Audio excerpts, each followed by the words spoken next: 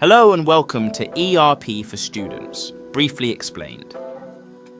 The topic of today's episode is, what is SAP?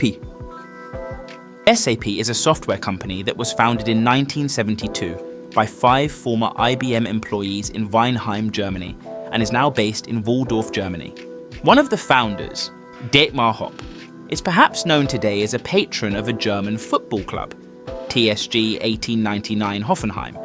Another is the founder and namesake of a private IT institute located in Potsdam, Germany, Hasso-Plattner.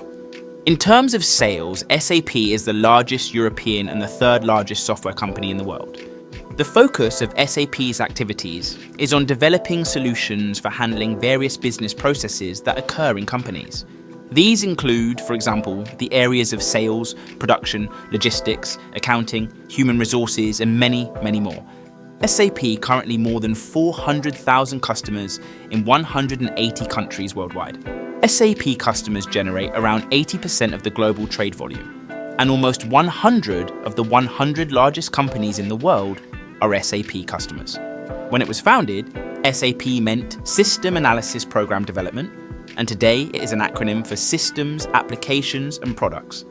That was ERP for Students, briefly explained. Do you have any questions and/or suggestions? Then post them in the comments. With that in mind, take care, stay healthy, and see you in the next episode.